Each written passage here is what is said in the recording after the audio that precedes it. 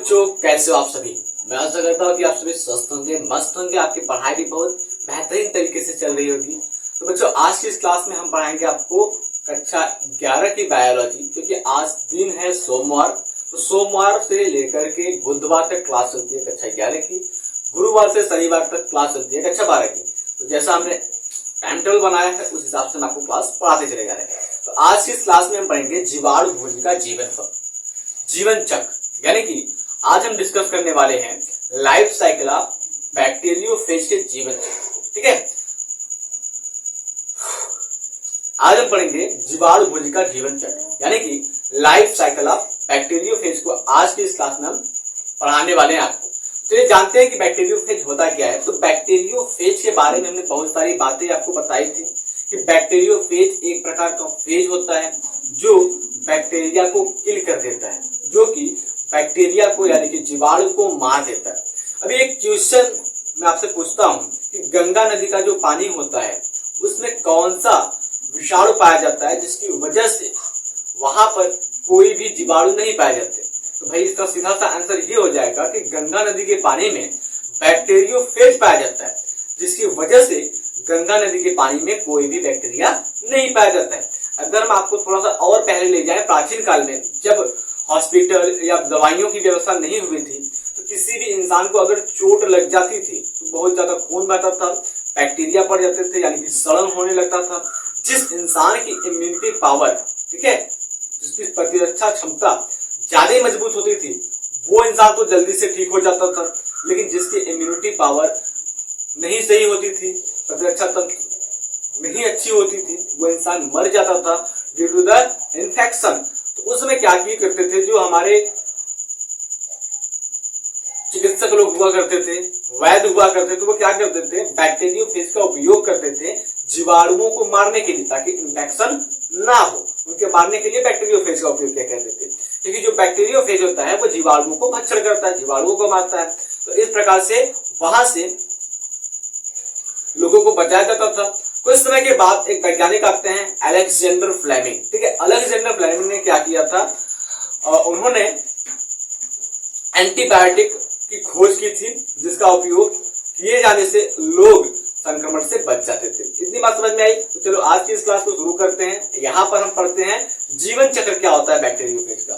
देखो, जीवन चक्र यानी कि जीवन का एक चक्र जो होता है, जीवन का एक पहिया जो होता है, उसको हम पढ़ेंगे, जीवन चक्र पढ़ेंगे। देखो, सबसे पहले हम हेडिंग डालते हैं, वो क्या है, वो है जीवाणु भोजी का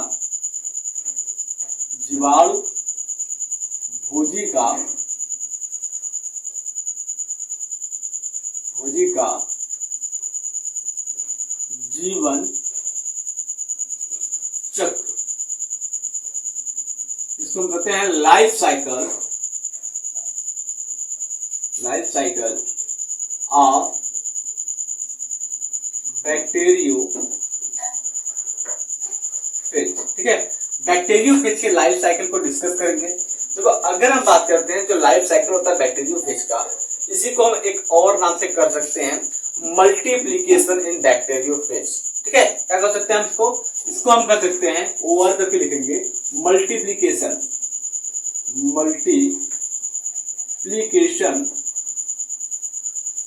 इन बैक्टीरियोफेज, मल्टीप्लीकेशन इन बैक्टीरियोफेज, अर्थात जिसको हम कहेंगे जीवाणु भोजी में गुणन। ठीक है, क्या कहेंगे, जीवाणु भोजी में गुणन, जीवाणु भोजी में गुणन।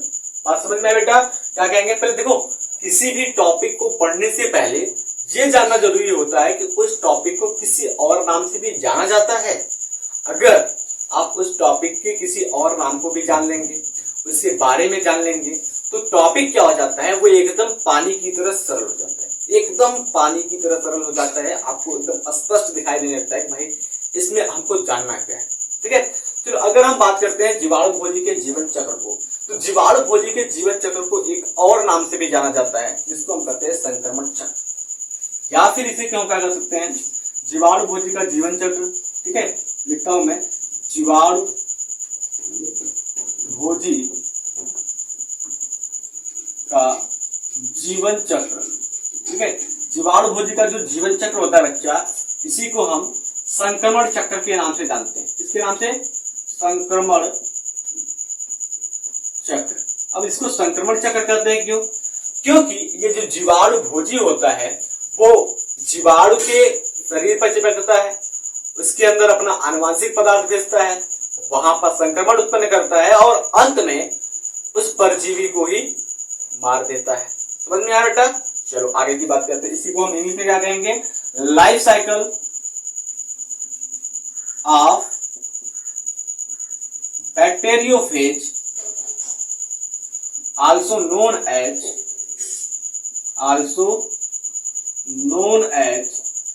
Infective cycle. क्या कहेंगे हम भैया? इन्फेक्टिव साइकिल कहें या फिर इन्फेक्शन साइकिल कहें, ठीक है। इन्फेक्शन साइकिल, यही बात आई समझ में? चलो अभी तो आपके क्या हो गया कि एक ही हेडिंग के तीन तीन नाम पता हो गए। क्या?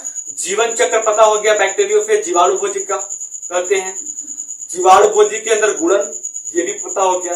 तीसरा जो मोस्ट इंपॉर्टेंट नाम है जो आपके कंपटीशन एग्जाम में भी पूछा जा सकता है, वो क्या हो जाएगा कि हम जीवाणु भोजी के जीवन चक्र को कहते हैं संक्रमण चक्र, यानी कि इन्फेक्शन साइकिल के नाम से जानते हैं। ये बात समझ में आई बेटा? अब अगर हम बात करते हैं कि जीवाणु भोजी में जो जीवन चक्र होता है वो मुख्य उद्देश्य क्या होता है उसका, तो भैया किसी के जीवन चक्र का जो मुख्य उद्देश्य होता है वो होता है बच्चा पैदा करना, ठीक है। ठीक उसी प्रकार से जो जीवाणु भोजी के जीवन का मुख्य उद्देश्य होता है, मेन पर्पस जो होता है वो होता है बच्चा पैदा करना। भाई कोई भी ऑर्गेनिज्म हो इस दुनिया में, अगर वो लिविंग है तो उसका मेन कैरेक्टर जो होता है वो होता है बच्चा पैदा करना, जनन करना। जनन क्या है? किसी भी जीव का मेन कैरेक्टर्स होता है, मेन पर्पस होता है एनी ऑर्गेनिज्म, ठीक है। तो अब अगर हम बात करते हैं कि जो जीवाणु भोजी का जीवन चक्र होता है वो क्या होता है बेटा? दो चक्र में पूरा होता है। अगर हम बात करते हैं जीवाणु भोजी के जीवन चक्र की बात करते हैं तो जीवाणु भोजी का जो जीवन चक्र होता है वो दो चक्र में पूरा होता है भैया, दो अवस्थाओं में, दो साइकिल में पूरा होता है। पहला क्या होता है? तो पहला होता है लयनकारी। क्या होता है? लयनकारी, ठीक है। दूसरा होता है लयकारी, लयनकारी और लयकारी, लयनकारी और लयकारी चक्र। अब बेटा अगर हम इसी की बात करते हैं, लयनकारी चक्र को इंग्लिश में क्या कहते हैं और लयकारी चक्र को इंग्लिश में क्या कहते हैं? देखो अगर बेटा हम बात करते हैं लयनकारी चक्र को इंग्लिश में क्या कहते हैं, तो लयनकारी चक्र को इंग्लिश में हम कहते हैं लाइटिक साइकिल। क्या कहते हैं भैया? Lytic cycle. इसे क्या कहते हैं भैया? याद रखना, लाइटिक साइकिल। क्या कहते हैं? Lytic cycle. और इसको कहते हैं लाइसोजेनिक साइकिल, लाइसोजेनिक साइकिल।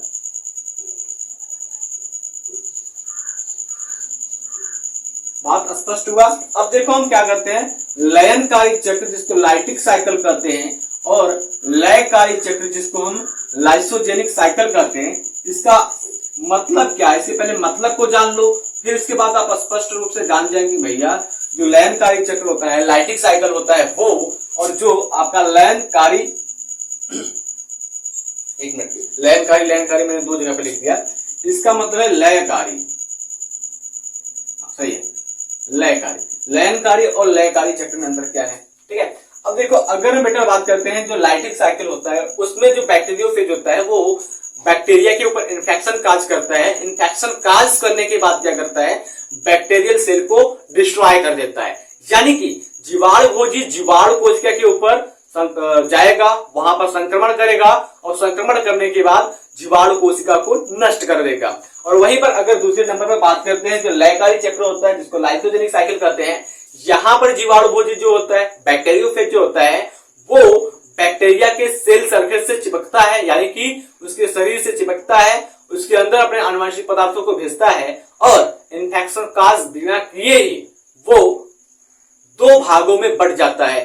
साथ में ये जो हमारा लाइटिक साइकिल होता है, ठीक है, वो क्या करता है? सेल को भ्रष्ट करके ढेर सारे बैक्टीरियोफेज के बनाता है, लेकिन जो लाइसोजेनिक साइकिल होता है वो सेल को भ्रष्ट नहीं कर पाता है और ये खुद ही जीवाणु के डीएनए के साथ जुड़ करके जीवाणु का एक हिस्सा बन जाता है। बात समझ में आई? छोटी सी बात है, अच्छे से समझ में आई होगी। चलो अब हम बात करते हैं बारी बारी से। सबसे पहले बात करेंगे लाइटिक साइकिल क्या होता है, उसके बाद बात करेंगे लाइसोजेनिक साइकिल क्या होता है। देखो क्या होता है कि थोड़ा सा कंसिस्टेंसी बनाए रखोगे तो अच्छे से समझ में आएगा। वीडियो को पूरा देखना तो पूरी क्लास को अच्छे से आप समझ सकते हो। अगर बीच में छोड़कर गए, एक वीडियो ये देख लिया, दूसरा वीडियो वो देख लिया, तीसरा वो देख लिया, चौथा किसी और का देख लिया, पांचवा किसी और का देख लिया, तो कुछ नहीं समझ में आने वाला है। ठीक है, यानी कि आप समझ रहे हो, दो नाव पर चढ़ना, उसके बाद आके आप समझदार ही है। चलो अगर हम इसकी बात करते हैं तो आप इसको नोट कर लो और फिर मैं इसको मिटा करके आगे की बातों को बताता हूं।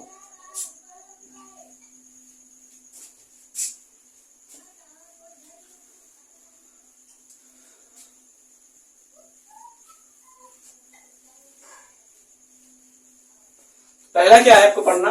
पहला हमको पढ़ना है लाइटिक साइकिल, यानी कि लयनकारी जीवन चक्र को पढ़ना है। तो हेडिंग डालना है भैया लाइटिक साइकिल,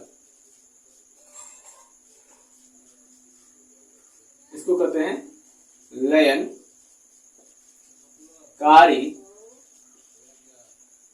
चक्र। ठीक है, क्या कहते हैं इसको? लयनकारी चक्र कहते हैं। अब देखो भैया, जो लयनकारी होते हैं वो क्या होते हैं? विषमय होते हैं, वायरुलेंट होते हैं। और ये क्या करते हैं? विभोजी संक्रमण के बाद ये जो वायरुलेंट बैक्टीरियोफेज होते हैं, ये संक्रमण के बाद क्या करते हैं? कोशिका को नष्ट कर देते हैं। सीधी सी बात है, ये जाएंगे जहां पर, खाएंगे वहां पर और उन्हीं को मार पीट करके ये चले जाएंगे। समझ में आया? जहां जाएंगे वहां खाएंगे और उनको मारेंगे, चले जाएंगे। अब अगर हम बात करते हैं कि जो हमारा लाइटिक साइकिल होता है वो कितने स्टेप में पूरा होता है, कितने चरण होते हैं, तो इसमें कुल मुख्य रूप से 5 चरण होते हैं।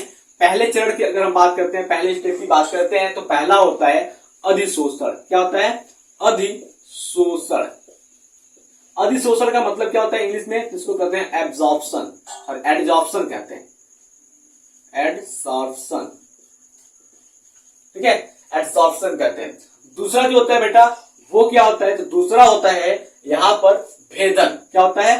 भेदन। भेदन का मतलब क्या होता है भैया? पेनिट्रेशन, किसी भी चीज को छिद्रित करके उसके अंदर घुस जाना, तो कहते हैं पेनिट्रेशन। नंबर 3 पर जो आता है वो आता है जैव संश्लेषण।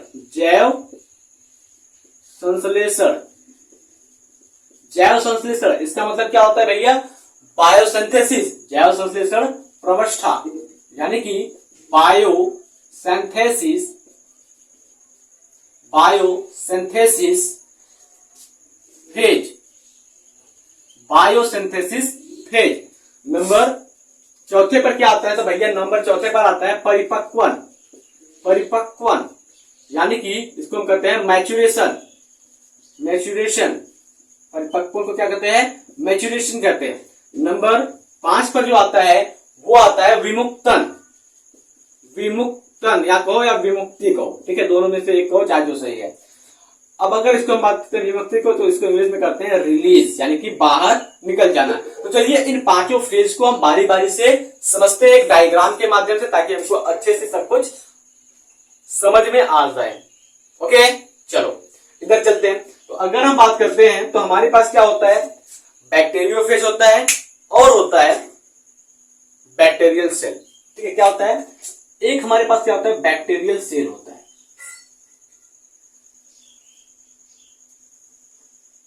इसलिए मतलब क्या,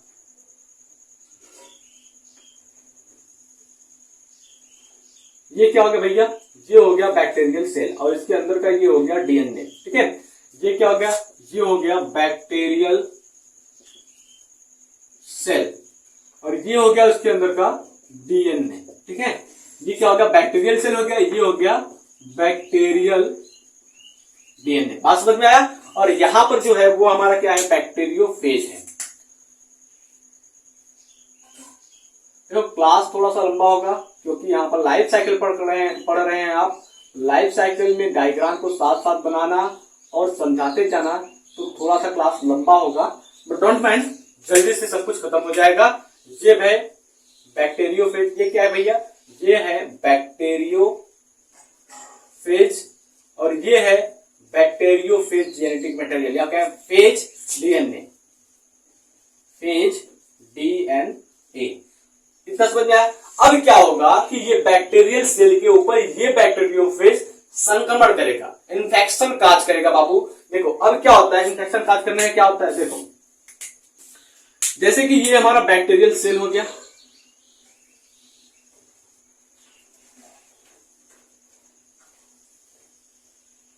इसके अंदर का ये आनुवांशिक पदार्थ हो गया डीएनए, ठीक है।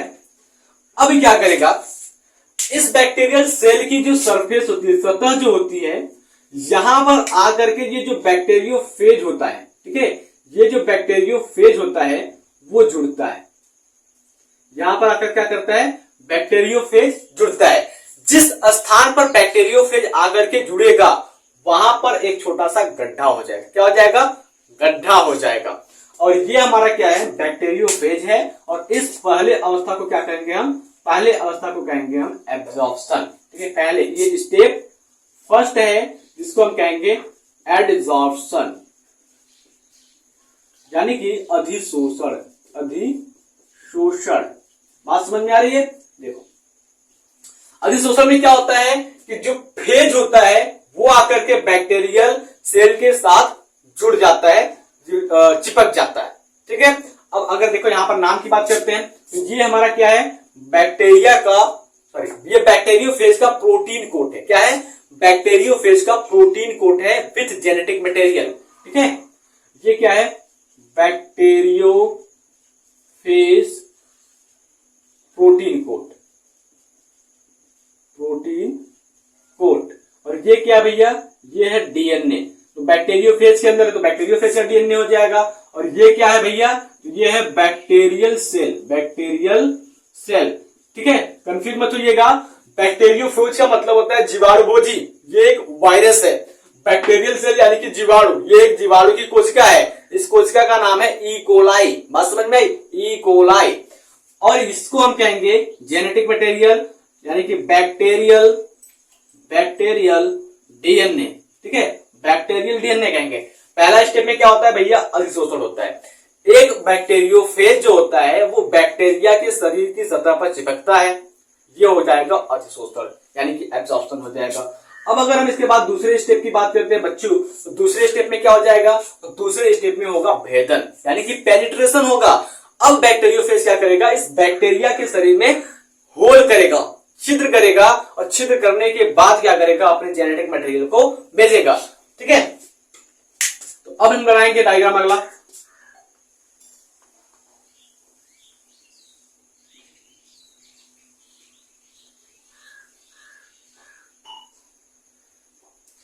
देखो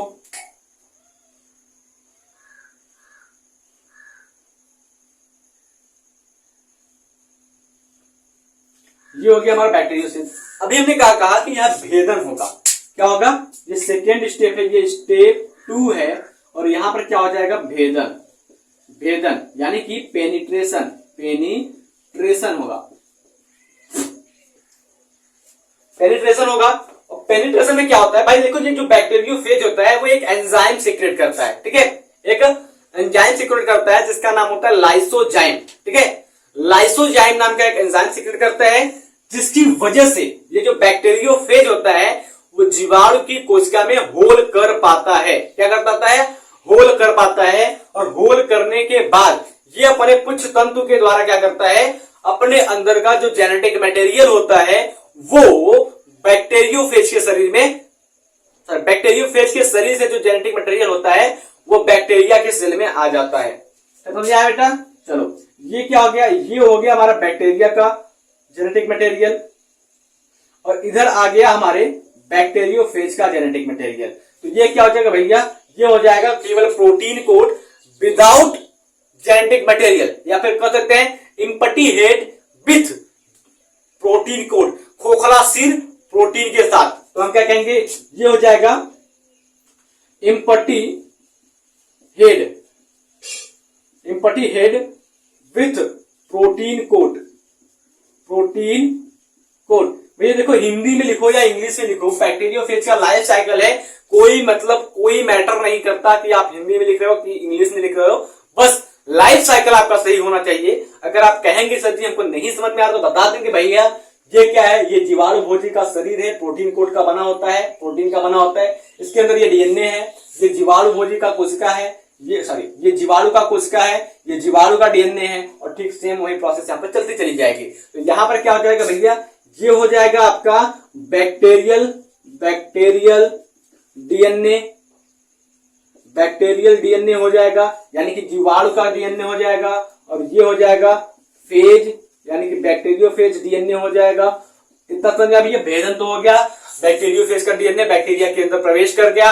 अब क्या होगा, अब आएगा आपका मेन पॉइंट जहां पर बहुत सारा मजा आने वाला है। अब क्या होगा, मजे की बात यह है कि बैक्टीरियोफेज का डीएनए और जो बैक्टीरिया का डीएनए है वो आपस में लड़ेंगे, डिसुम करेंगे, बहुत सारा मारपीट होगा। मारपीट होने के बाद ये खुद को तोड़ फोड़ देंगे। ठीक है, तो अब बात करते हैं अगले स्टेप में, जो स्टेप 3 होगा।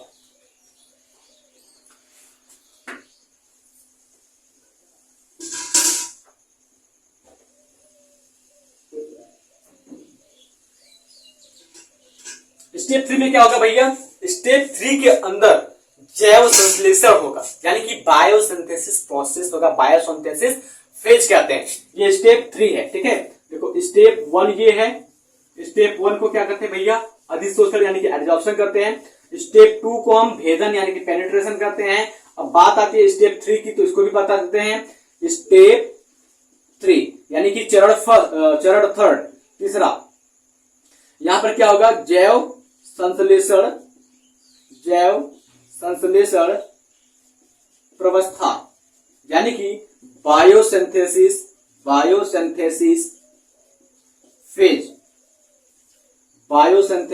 फेज। बच्चा को समझना, ठीक है, बायोसिंथेसिस फेज होगा, यानी कि यहां पर क्या हो जाएगा, बायोसिंथेसिस फेज में जीवाणु भोजी का जो डीएनए होता है वो परपोषी यानी कि बैक्टीरिया की कोशिका में उपापचय पर कंट्रोल पा लेता है। यानी कि इसके शरीर के अंदर बैक्टीरियोफेज जो होता है वो बैक्टीरिया के शरीर के अंदर होने वाली ढेर सारी उपापचयी क्रियाएं, मेटाबॉलिक एक्टिविटी के ऊपर अपना कंट्रोल कर लेता है, वो पूरा नियंत्रित करने लगता है। उसके बाद क्या करता है कि ये नए विषाणु के घटक बनाता है, यानी कि नए बैक्टीरियोफेज के छोटे छोटे पार्ट्स बनते हैं, छोटे छोटे घटक बनते हैं, जिसके बाद ये क्या करता है 15 से 20 मिनट में ही 200 से 300 नए बैक्टीरियोफेज का निर्माण कर लेता है। समय याद रखना, 15 से 20 मिनट में 200 से 300 बैक्टीरियोफेज बनते हैं। कहां पर, स्टेप 3 में, जिसको हम कहते हैं जैव संश्लेषण प्रवस्था, यानी कि बायोसिंथेसिस प्रोसेस के समय क्या होता है, महज 15 से 20 मिनट में 15 से 20 मिनट में क्या होते हैं, 200 से 300 नए बैक्टीरियोफेज तैयार हो जाते हैं।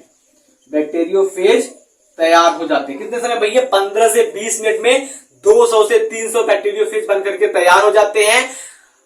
लाइफ साइकिल के तीसरे स्टेप में, जिसको हम कहते हैं बायोसिंथेसिस फेज या फिर जैव संश्लेषण प्रवस्था के नाम से जानते हैं। अब अगर हम बात करते हैं कि भाई क्या हो जाएगा, तो यहां पर हमने बताया कि ढेर सारे प्रोटीन कोड बनेंगे। ठीक है, ये क्या हो जाएगा भैया, बैक्टीरियोफेज का छोटा छोटा घटक यानी कि कंपोनेंट बनना शुरू हो जाएगा।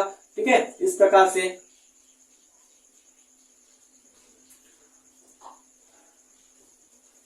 ये बैक्टीरियोफेज का छोटा छोटा घटक बनना शुरू हो गया।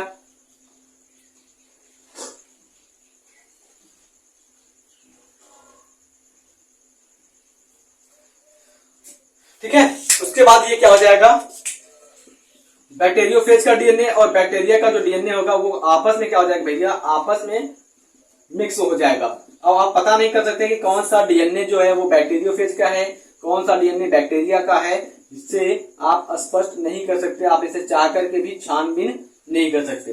तो अब ये तीसरे स्टेज में क्या हो जाएगा भैया, ये हो जाएगा न्यू प्रोटीन कोड। क्या हो जाएगा, न्यू प्रोटीन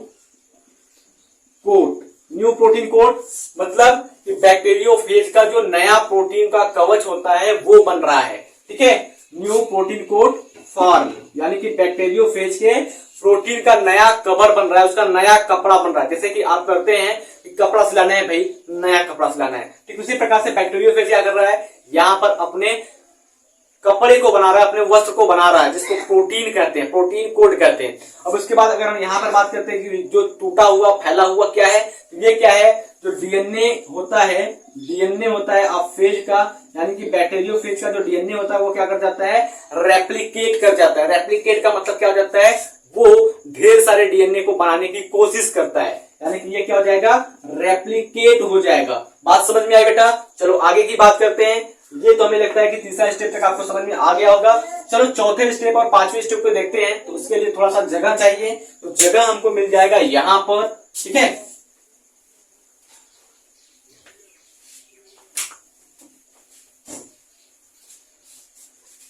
देखो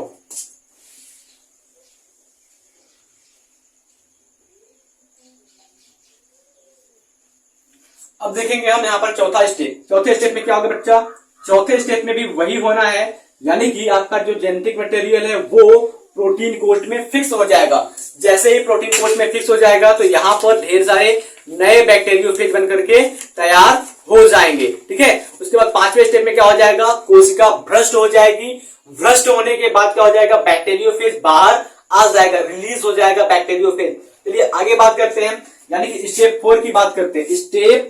स्टेप 4 की बात करते हैं। तो स्टेप 4 में क्या हो जाएगा भैया, परिपक्वन होगा, यानी कि मैच्योरेशन होगा। चौथे स्टेप में जानेंगे तो चौथे स्टेप में हो जाएगा परिपक्वन। परिपक्वन का मतलब होता है मैच्योरेशन। अगर किसी का कॉल आ गया था उसको रिसीव करने चला गया था मैं। चलो अगर हम बात करते हैं फोर्थ स्टेप, जिसको हम परिपक्वन कहते हैं, यानी कि इसको हम कहते हैं मैच्योरेशन फेज। मैच्योरेशन फेज कहते हैं, मैच्योरेशन अवस्था कहते हैं। अब इसमें क्या हो जाएगा भैया कि हमारा तीसरे स्टेप में क्या हुआ है, डीएनए रेप्लिकेट हुआ है। फेज का डीएनए क्या हुआ, ढेर सारा संख्या में बन गया है और प्रोटीन कोड भी बन गया है। अब प्रोटीन कोड और साथ में क्या हो जाएगा, डीएनए आपस में मर्ज हो जाएंगे, फिक्स हो जाएंगे, जिसको जहां पर जाना होगा वो अपना पोजीशन ले लेगा। पोजीशन लेने के बाद क्या कर लेगा, एक मैच्योर बैक्टीरियोफेज फॉर्म हो जाएगा। तो चलिए अगर हम बात करते हैं इसके डायग्राम की, कैसे मतलब इस स्टेप में क्या होगा तो उसको भी देखते हैं।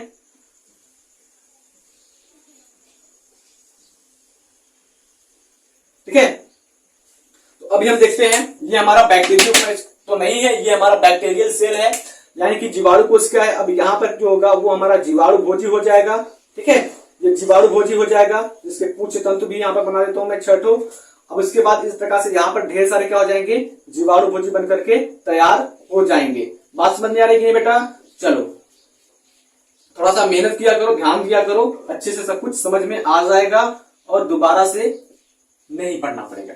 ये क्या हो जाएगा भैया, एक बैक्टीरियोफेज का डीएनए घुसा था बैक्टीरिया सेल में, वहां पर अपना डीएनए छोड़ा, रेप्लिकेट किया, नए प्रोटीन कोड को फॉर्म किया और यहाँ पर ढेर सारे नए बैक्टीरियोफेज बन करके तैयार हो गए। दिस इज द स्टेप 4, यानी कि मैच्योरेशन फेज, परिपक्वन अवस्था। तो ये क्या है भैया, ये है न्यू बैक्टीरियोफेज। क्या है, न्यू बैक्टीरियोफेज। न्यू बैक्टीरियोफेज समझ में आया? ये क्या है, न्यू बैक्टीरियोफेज। विषाणु डीएनए और प्रोटीन खोल में संगठित होने पर नए विषाणु का निर्माण होता है। यानी कि क्या हुआ कि ये प्रोटीन कोट है, ये डीएनए है, आपस में मिल गए, मिलने के बाद नए जीवाणु भोजी कोशिका का निर्माण हुआ। अब आगे क्या होगा, पांचवा स्टेप आएगा। पांचवें स्टेप में क्या हो जाएगा, स्टेप 5। स्टेप 5 में क्या हो जाएगा बेटा, तो स्टेप 5 में होगा विमुक्तन, यानी कि ये बैक्टीरियोफेज जो है वो जीवाणु की कोशिका में, बैक्टीरिया की सेल में कैद है, ये बाहर निकलेंगे, यानी कि इसको हम क्या कहेंगे, विमुक्तन या विमुक्ति कहेंगे, यानी कि रिलीज कहेंगे। जब क्या हो जाएगा, बैक्टीरियोफेज जो होगा वो बैक्टीरियल सेल के चंगुल से आजाद हो जाएगा, ठीक है। बैक्टीरियोफेज जो है वो बैक्टीरिया के चंगुल से, बैक्टीरिया के कैद से आजाद हो जाएगा। तो अब क्या हो जाएगा, यहां पर सेल जो होगा वो भ्रष्ट हो जाएगा। इस प्रकार से सेल क्या है, भ्रष्ट हो जाएगा सेल।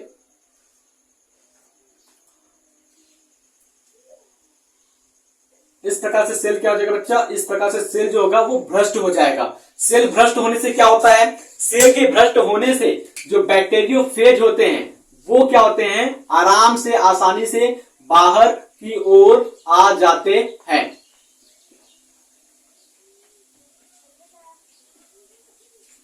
बैक्टीरियोफेज क्या होते हैं, बाहर की ओर आ जाते हैं। बात समझ में आई कि नहीं? अब ये इसका जेनेटिक मटेरियल है। कि हम क्या कहेंगे, जीवाणु भोजी कोशिका का मुक्त होना, यानी कि ये हो जाएगा बैक्टीरियोफेज रिलीज। अब इसके बाद क्या होगा, यही प्रोसेस वापस से चलना शुरू हो जाएगा, जिसको कहते हैं हम लाइफ साइकिल यानी कि जीवन चक्र। आई होप बैक्टीरिया का जो लाइटिक साइकिल है यानी कि लयनकारी चक्र है वो आपको समझ में आ गया होगा। पहला चक्र खत्म हो गया। दूसरे चक्र की बात करते हैं तो दूसरा चक्र जो होता है वो होता है लाइसोजेनिक साइकिल, जिसको हम कहते हैं लयकारी चक्र। तो मैं आशा करता हूं कि आपको जो लाइटिक साइकिल है वो अच्छे से समझ में आ जाएगा। तो लयनकारी चक्र यानी लयकारी चक्र जिसको लाइसोजेनिक साइकिल कहते हैं वो भी अच्छे से समझ में आ जाने वाला है। तो फटाक से आप इसको नोट कीजिए, फिर मैं आपको बताता हूं कि जो लाइसोजेनिक साइकिल है उसमें क्या होता है। ठीक है,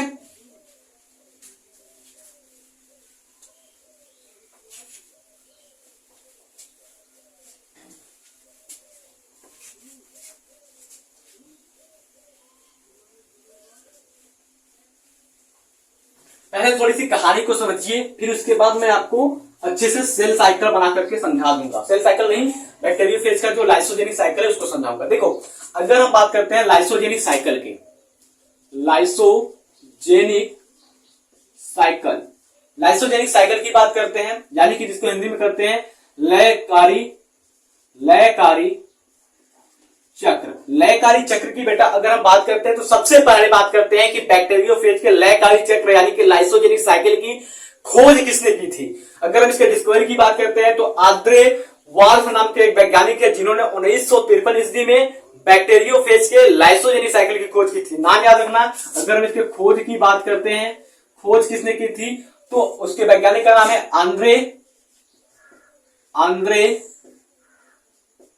क्या नाम है, आंद्रे ल्वाफ ने क्या किया था, 1953 ईस्वी में क्या किया था, जीवाणु भोजी के लयकारी चक्र यानी कि लाइसोजेनिक साइकिल की खोज की थी। यहां पर क्या होता है, कुछ जीवाणु भोजी जो होते हैं उनके पास एक वैकल्पिक जीवन चक्र होता है। ठीक है, यहां पर क्या होता है, जीवाणु भोजी, ठीक है, यानी कि बैक्टीरियोफेज के पास क्या होता है, के पास एक वैकल्पिक जीवन चक्र होता है, यानी कि इनके पास क्या होता है, एक ऑप्शन होता है अपने लाइफ साइकिल को पूरा करने के लिए। बैक्टीरियोफेज के पास क्या होता है, एक ऑप्शन होता है उनको अपने लाइफ साइकिल को पूरा करने के लिए, जीवन चक्र को पूरा करने के लिए।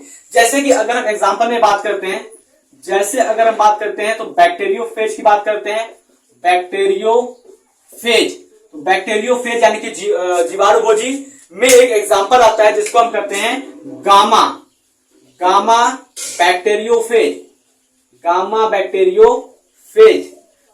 बैक्टीरियोफेजेस की बात करते हैं। ठीक है, गामा बैक्टीरियोफेज यानी कि गामा जीवाणु भोजी की बात करते हैं, तो गामा जीवाणु भोजी के पास क्या होता है, एक ऑप्शन होता है। ठीक है, गामा जीवाणु भोजी के पास ई कोलाई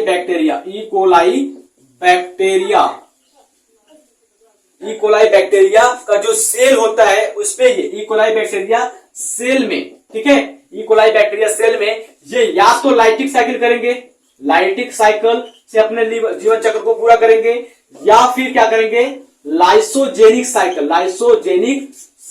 को अपनाएंगे और अपना जीवन चक्र पूरा करेंगे।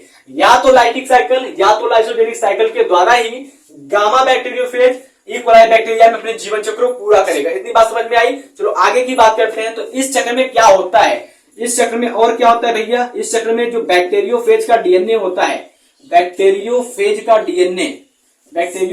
जो डीएनए होता है, ये बैक्टीरियोफेज का जो डीएनए होता है वो संक्रमण यानी कि इन्फेक्शन काज करने के बाद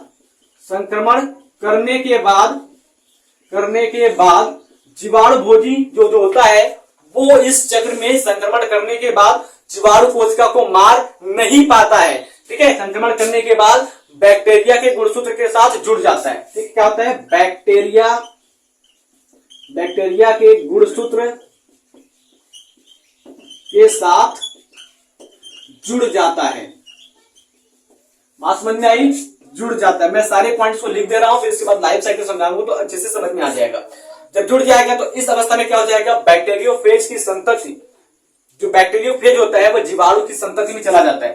ठीक है, तो यहां पर क्या होता है, बैक्टीरिया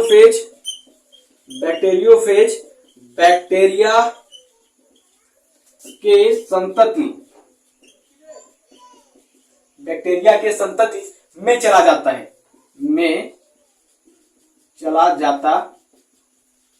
बैक्टीरिया की संतति में चला जाता है। अब यहाँ पर मेन बात आती है कि जो लाइसोजेनिक साइकिल होता है, यहाँ जो बैक्टीरियोफेज होता है वो क्या करता है, देखो यहाँ पर जो बैक्टीरियोफेज होता है, लाइटिक साइकिल के बैक्टीरियोफेज यानी कि इस प्रकार के विषाणु को, ठीक है, विषाणु, इस प्रकार के विषाणु प्रोफेज कहलाते हैं। क्या कहते हैं, इस प्रकार के विषाणु प्रोफेज कहलाते हैं। और दूसरी बात यह आती है कि प्रोफेज वायरस युक्त जीवाणु लयनकारी जीवाणु कहते हैं, यानी कि ऐसा जीवाणु जिसमें प्रोफेज हो उसे हम कहते हैं लयनकारी जीवाणु, यानी कि लाइसोजेनिक बैक्टीरिया कहते हैं। और ऐसा विषाणु जिसके अंदर फेज बनता है और उन्हें हम विषाणु कहते हैं, लाइसोजेनिक विषाणु कहते हैं, लाइसोजेनिक वायरस कहते हैं। बात समझ में आई? तो इस पॉइंट को आप नोट कीजिए, फिर इसके बाद मैं आपको लाइफ साइकिल अच्छे से समझा देता हूं। ठीक है, भले ही क्लास लंबा हो जाए लेकिन पॉइंट कोई ना छूटने पाए।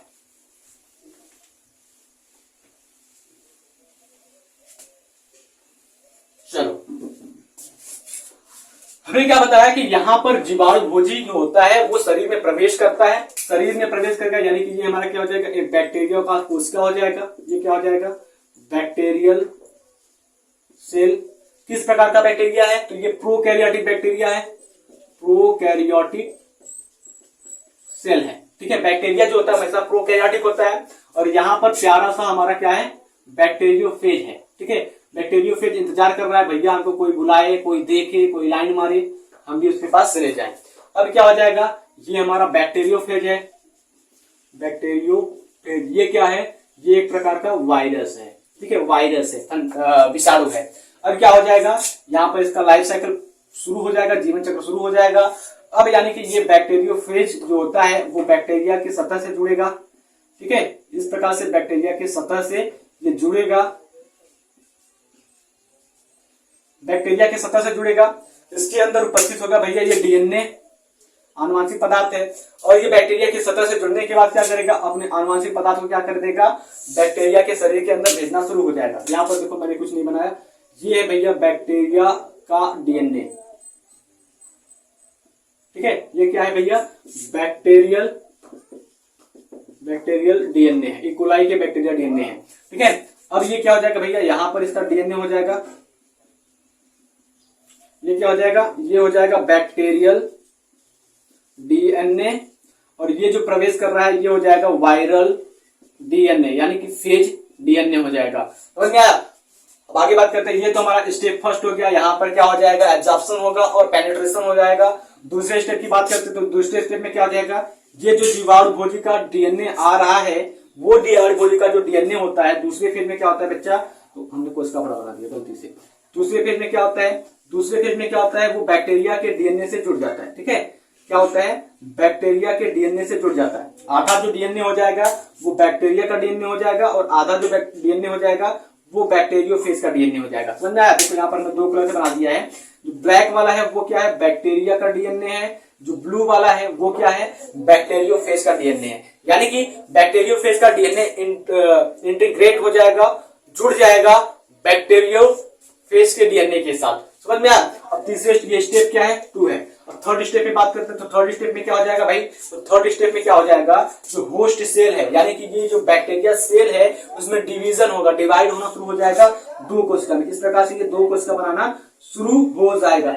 बहुत बड़ा लाइफ साइकिल नहीं है, छोटा सा लाइफ साइकिल है बच्चों, समझ में आ जाएगा आसानी से। ठीक है, समझ में आ जाएगा आपको आसानी से बहु, बस थोड़ा सा आप कॉन्सेंट्रेट कीजिएगा। कॉन्सेंट्रेट करने से क्या होता है कि कोई भी बात अगर आप सुन रहे हो तो आपको जल्दी से याद हो जाता है। ठीक है, इसमें आधे जो डीएनए हो जाएंगे वो किसके हो जाएंगे, आधे डीएनए बैक्टीरियोफेज के और आधे डीएनए बैक्टीरियो के होस्ट सेल के हो जाएंगे। तो यहाँ पर तीसरा स्टेप है, तीसरे स्टेप में क्या हो रहा है, देख रहे हो आप, सेल डिवाइड होने शुरू हो जा रहे हैं। अब क्या हो जाएगा, चौथे स्टेप में सेल पूरी तरह से डिवाइड हो जाएंगे। ठीक है। सेल क्या हो जाएगा, पूरी तरह से डिवाइड होकर के दो अलग अलग डॉटर सेल का फॉर्मेशन कर लेगा। ठीक है, किसका, डॉटर सेल का फॉर्मेशन कर लेगा, जिसमें आधा जो डीएनए होगा, ठीक है, आधा जो डीएनए होगा बच्चों, आधा डीएनए क्या हो जाएगा, बैक्टीरियोफेज का हो जाएगा, और आधा डीएनए क्या हो जाएगा, और बैक्टीरिया का हो जाएगा। ठीक है, आधा डीएनए बैक्टीरियोफेज का और आधा डीएनए किसका हो जाएगा, बैक्टीरिया का हो जाएगा। इस प्रकार से ये स्टेप 4 कंप्लीट हुआ। यहाँ पर दो न्यू वायरल जीनोम के साथ रेप्लिकेट करके होस्ट सेल बन गए। ठीक है, अब चौथा स्टेप के बाद फिर से वापस से पहला स्टेप आ जाएगा। तो मैं आशा करता हूं कि ये जो लाइसोजेनिक साइकिल है बैक्टीरियोफेज का, ये और इसके पहले जो अभी हमने आपको पढ़ाया लाइटिक साइकिल, ये दोनों साइकिल जीवन चक्र बैक्टीरियोफेज का आपको एकदम क्लियरली स्पष्ट हो गया होगा। चलिए मिलते हैं आपसे अगले क्लास में, तब तक के लिए जय हिंद जय भारत। बने रहिए आप हमारे साथ।